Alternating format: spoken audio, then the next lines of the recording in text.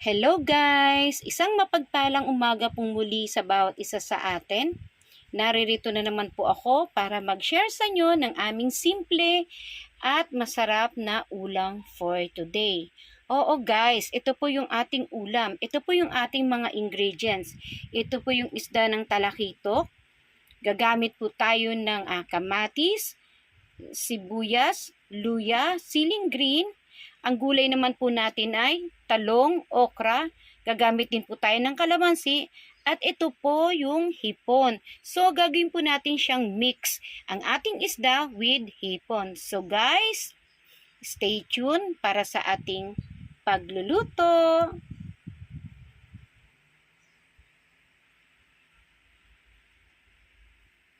A few moments later. Hello guys! Mag-start na po tayo ng ating ulam for today. So, buksan po natin yung ating kalan. Maglagay po tayo ng konting mantika. Igisa po muna natin yung ating panamya kasi iba po kasi yung aroma niya kapag naigisa po siya.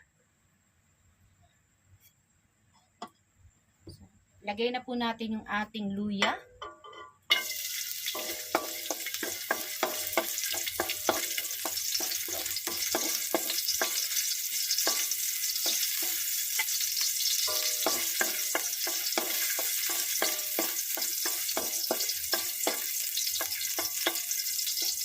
Yung ating sibuyas.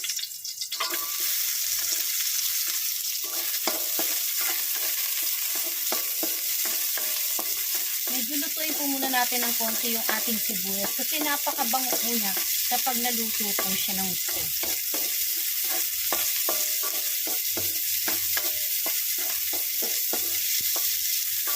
Isunod na po natin yung ating kamatis.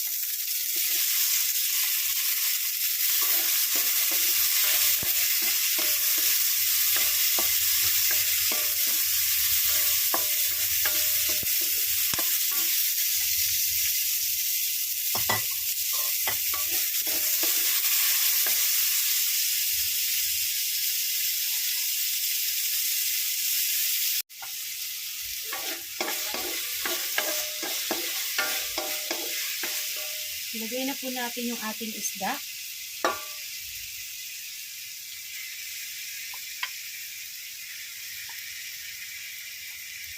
Hininaan ko po yung ating apoy para hindi po masunog yung ating mga panamya.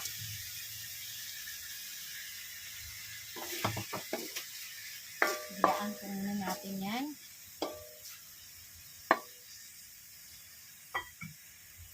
Lagyan na rin po natin siya ng patis na pampalasa.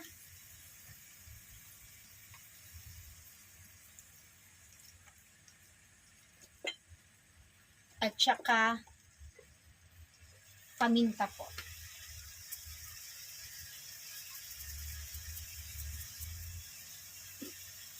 So, ayan po muna natin siyang maluto muna sa sarili niyang katas. Meanwhile. So, ayan guys. Lagyan na po natin siya ng tubig.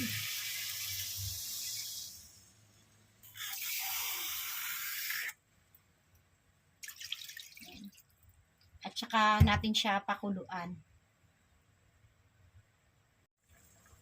So, ayan guys. Kumukulo na po siya. Ilagay na po natin yung ating gulay. Yung ating okra at talong. Lagay na rin po natin yung ating siling haba o siling green.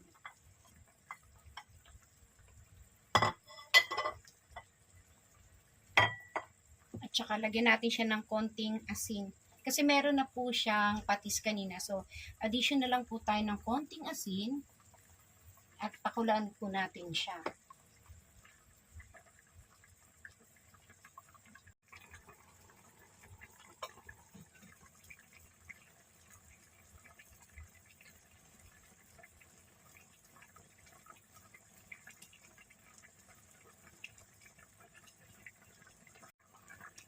Ayan guys, ilagay na po natin yung ating hipon.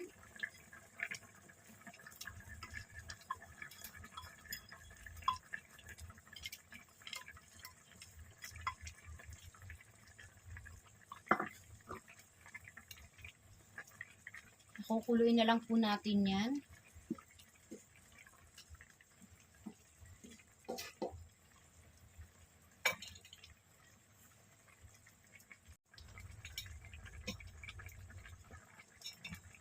Tikman po natin.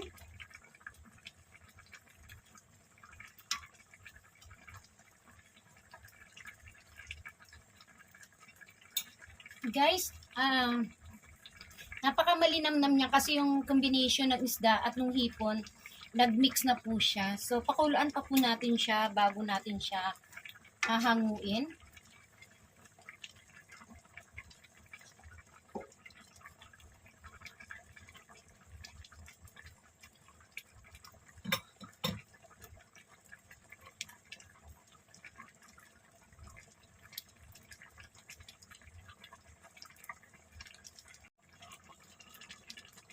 Ihalo na po natin yung ating kalamansi.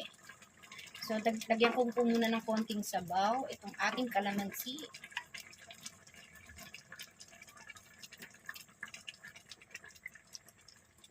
Ayan po yung ating ulam for today. Thank you!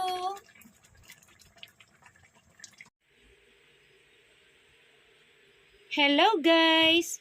Ito na po yung ating ulam for today. Tatawagin po natin itong pinangat kasi nakita nyo naman napakasimple lang pero napaka-healthy po niya.